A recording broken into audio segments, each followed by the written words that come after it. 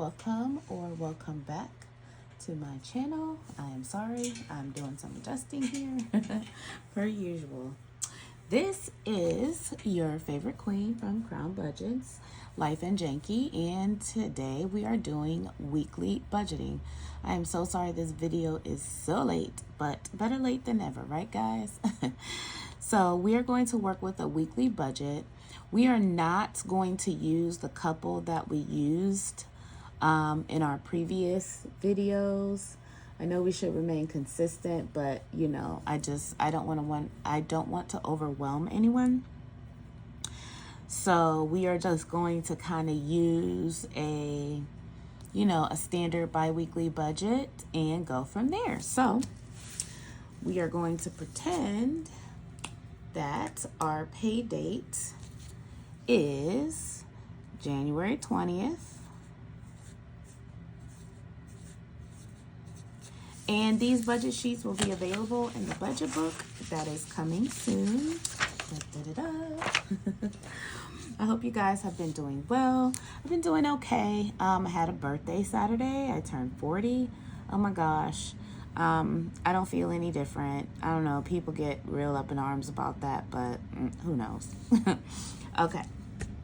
So we are going to say that our income source is employment or work or whatever.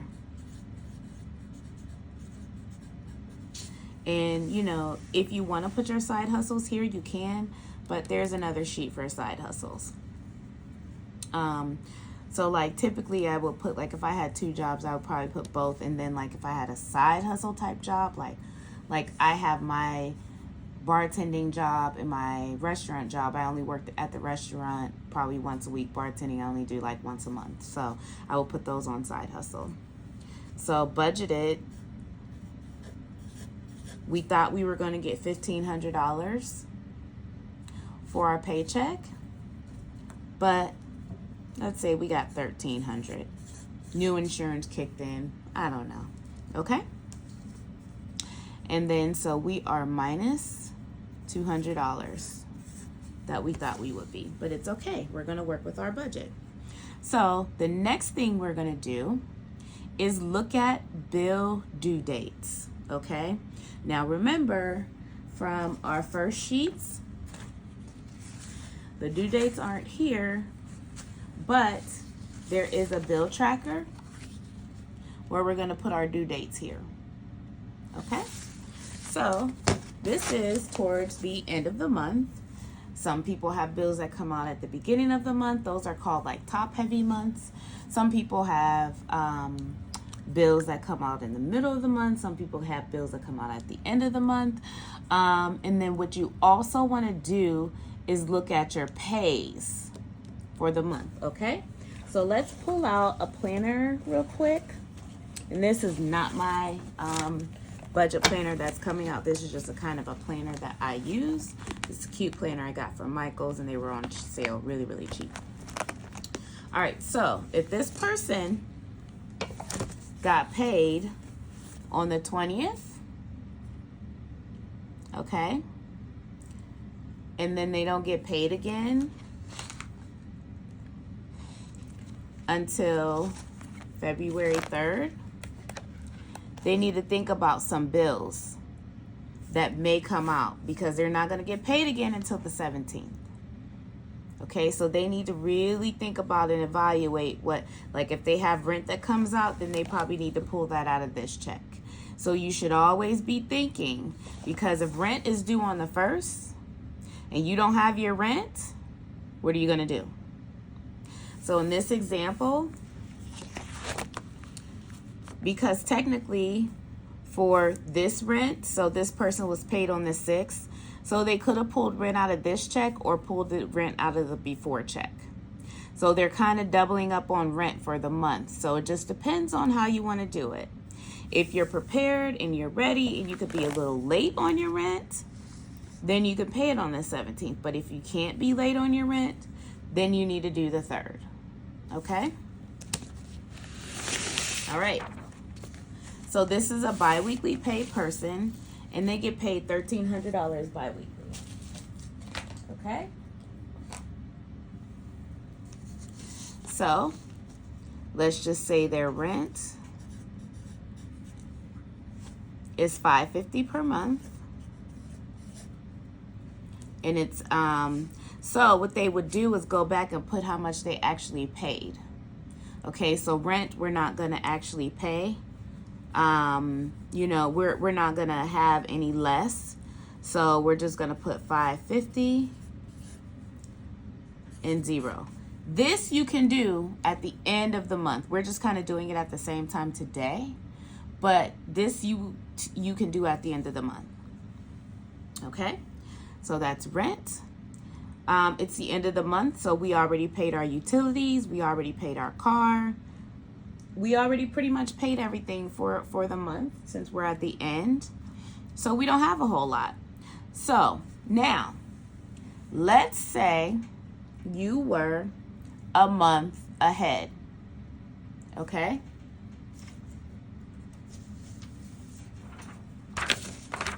Sorry about my janky sheets of paper. Let's say you were a month ahead.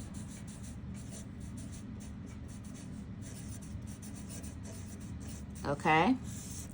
And you were a bi-weekly paid employee. Okay?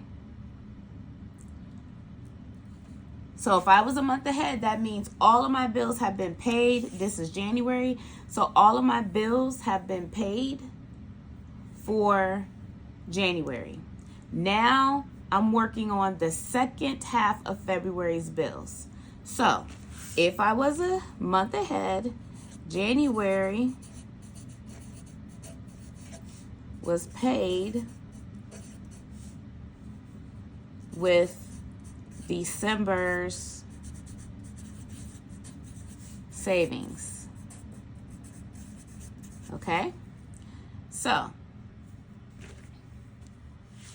our two pay dates, sorry if you can't see that, it kind of went through, for January were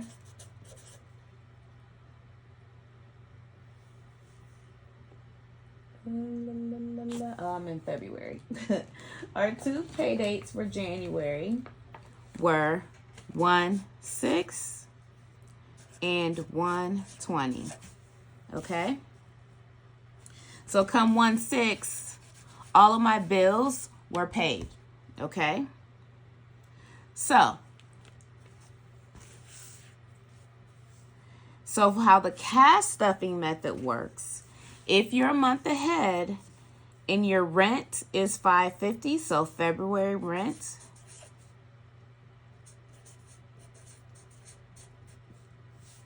equals $550 on 1/6.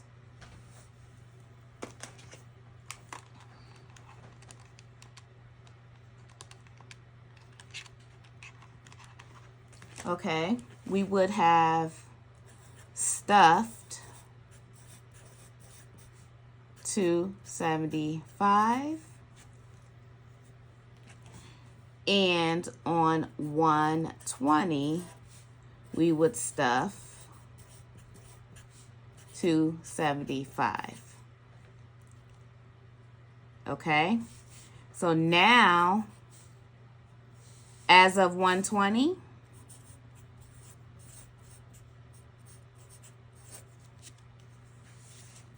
February rent can be paid. Okay? So, once you get month ahead, you want to stuff or save $275, and then as of 1/20, your February rent will be paid. Let's talk about March. March rent equals $550. So remember, we're done with February's rent in January. So our two pays for February would be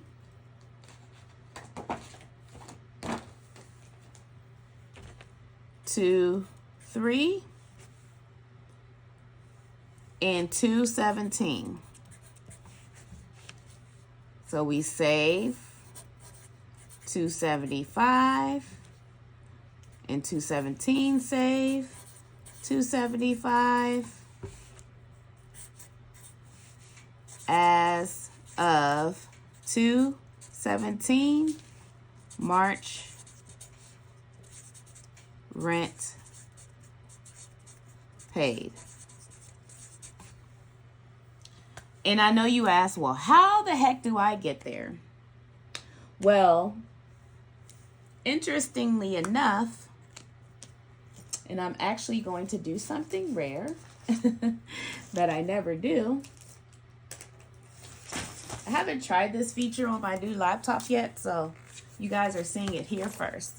Look at that. I really don't know how this works. So I guess we're going to figure it out, aren't we?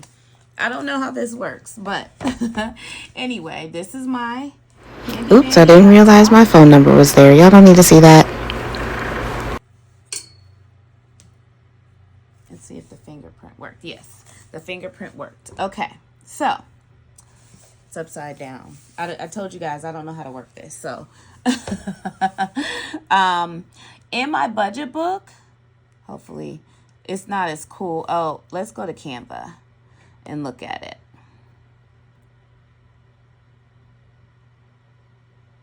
So I can kind of make it bigger and smaller because you can't pinch here. So in my budget book, there is going to be a fun page. Where are you going? Sorry, guys.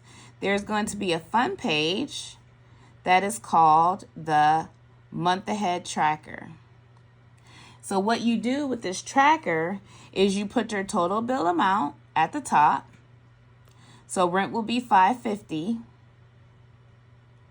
And then I will put a certain percentage towards it per month or per pay or whatever. I'm not going to put demonstrate it right now because you'll get that demo when the book comes out. Or I can do dollar amount. So I wanted to do, so you can do percentage and dollars. So like you can do, let's say it's $550. And then I want to do 10% per pay. So that would be $55 per pay. So I'll put 10% here. And once I get $55, I will color in this.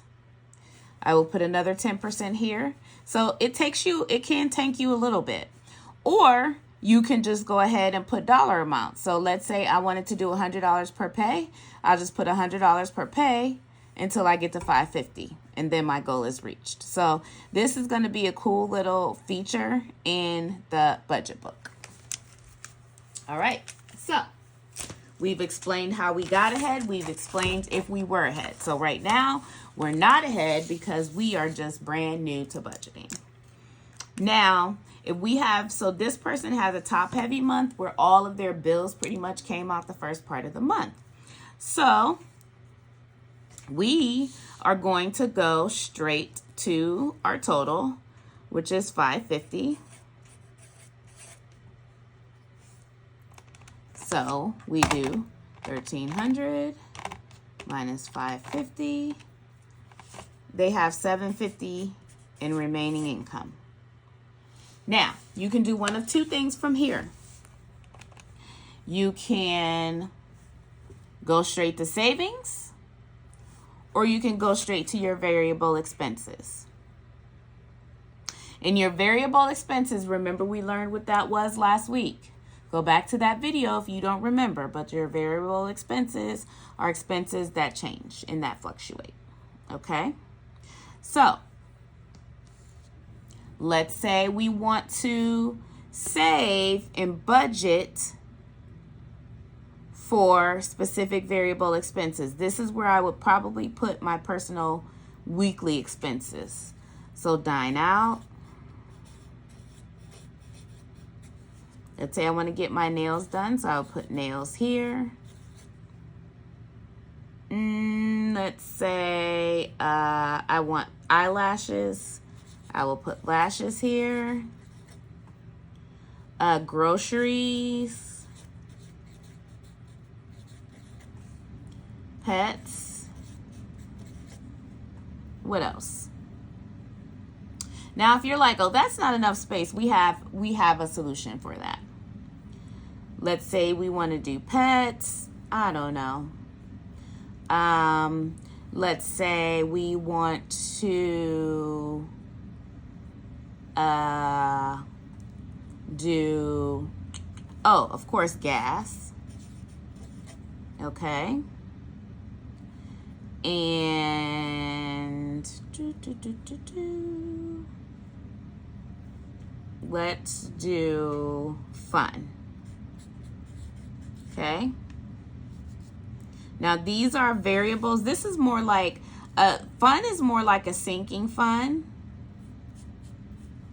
Okay. Nails is more like a sinking fund, and lashes is more like a sinking fund. So let's circle those. But you can put them under variable expenses, and I'll show you exactly where we're going to put the sinking funds. But these are more like a sinking fund. Remember, we learned about a sinking fund in our other video as well. So, dine out. So remember, we have $750. We want to save some too. Okay, so let's do savings off top. So let's say I'm doing my 100 envelope challenge. And let's save $40 towards that. 401k. Let's save $40 towards that. And let's say we want to put past due balances 100. All right. So our total is $180 going to savings and debt. So we were at $750 remaining.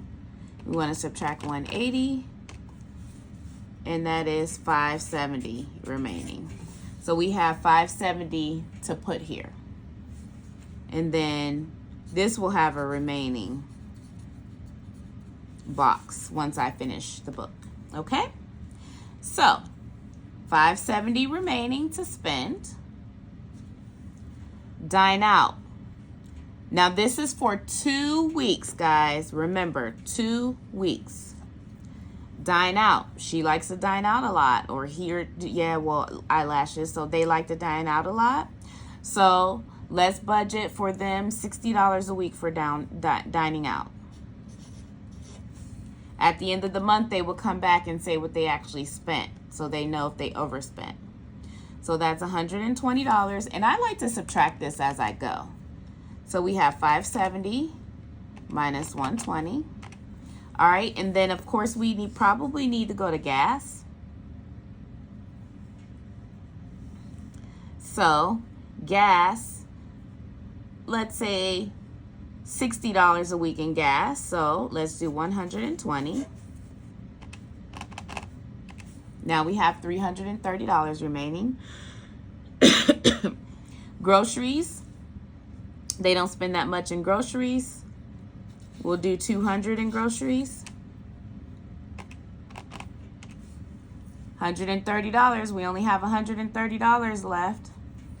Let's do dog food, $30.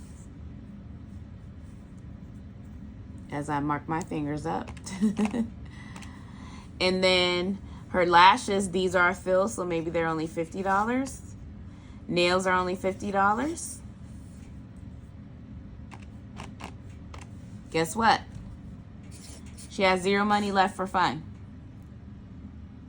So would you rather get your lashes filled, get your nails done, or have fun? These are the things that you need to decide, okay? So our total expenses were 120 plus 50 plus 50 plus 200 plus 30 plus 120, 570. Remaining income is zero. This is what you call a zero-based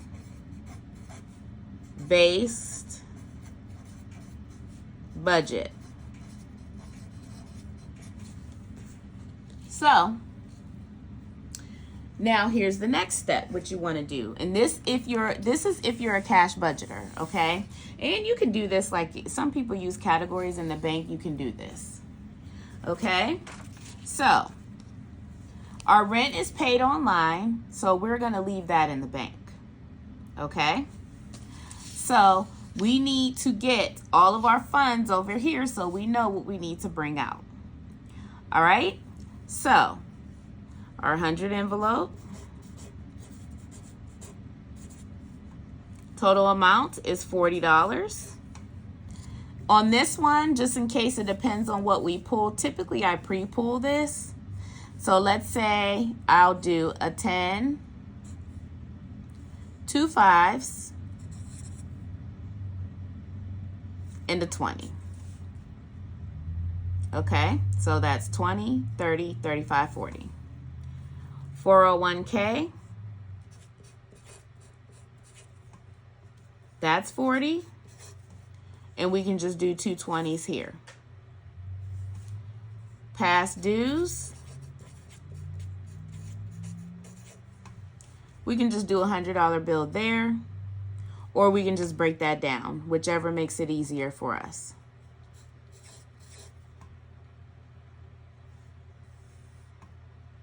Dine out,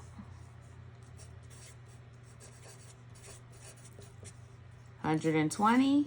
I like to break this down usually, so I'll do 6 20s here. Nails, $50. I can do one $50 bill here. Lashes,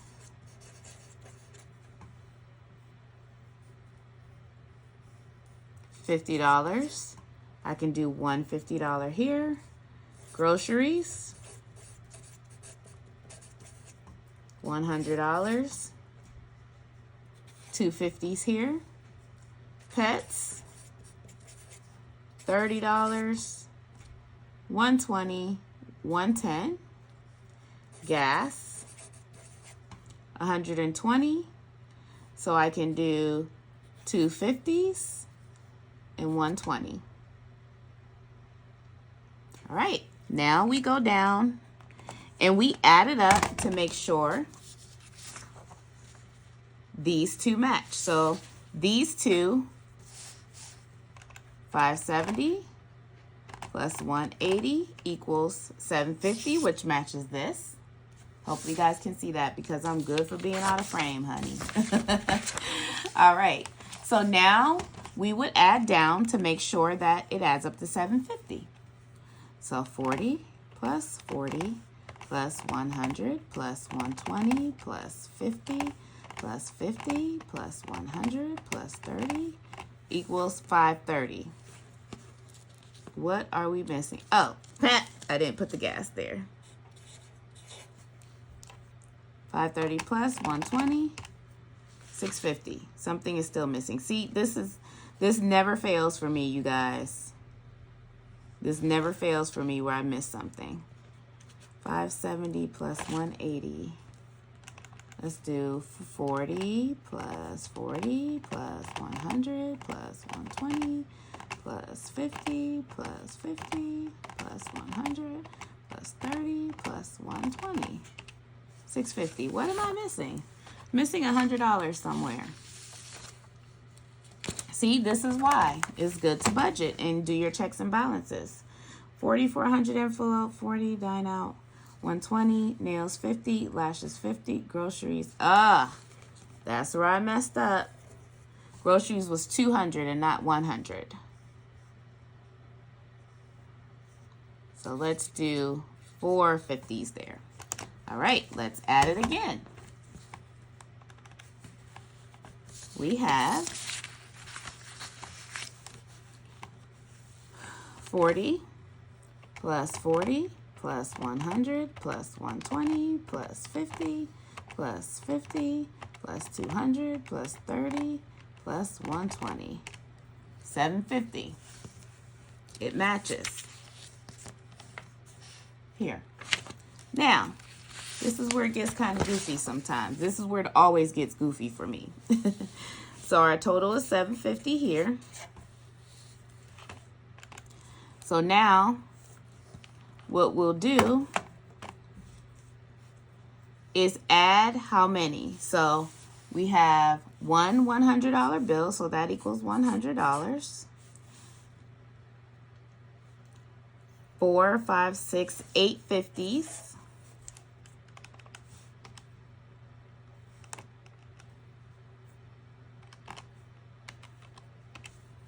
$400, right? 4, 5, 6, 7, 8. We have 6, 7, 8, 9, 10, 11, 20. So 1, 2, 8, 10, 11. 11 20s. So we would do 20 times 11, 220. We have 2 10s. That equals $10. 2 5s. That equals $10. No ones today. Okay? So let's add all that up. 100 plus 400 plus 220 plus 10 plus 10 equals, see, always, guys, always. Nope, that equals 20, not 10. 100 plus 400 plus 220 plus 20 plus 10, 750. So we match. All right, so we will go to the bank with our teller breakdown and we would ask for these denominations if we were a cash budgeter. If we were not, we would just, know that this is what our budget was. Now, at the end, we will put our final totals and balances. Okay? So our bills came to $550. And let's say we paid $550. So there's no zero. Expenses. So our expenses came to $570. Let's say our lash girl decided to cancel her appointment. So instead of spending $570, we spent $520 because she canceled her appointment on her. So we are up $20 or $50 actually. Savings. We did all of our savings. So budgeted was $180. We spent $180. So that's zero. And then our cash envelopes, whichever we use as our cash envelopes, we will put that there. Okay? So we didn't do that. This is a person that just does whatever. Okay? So now our rollover, we would count that in income next week as $50. So you can put that onto your next budget. You can put that wherever. All right, so a brief recap. We had $1,300. We were expecting $15, but we got $13. We paid our rent for February, $550. We had $750 left over. We went to our savings. We did $180 in savings. We have $570 left over. And then all of our expenses came to $570, or we made it come to $570. And our remaining income is zero. And that is called a zero-based budget. Now, if you want remaining money left over, that is up to you. This is just the easiest way to do it for a cash budgeter. All right, guys, I hope that I helped you today. If not, don't judge me because I'm still going to keep going anyway. If you have any questions at all, please feel free to reach out. And I hope you enjoyed this video and I hope it was helpful for you. Bye.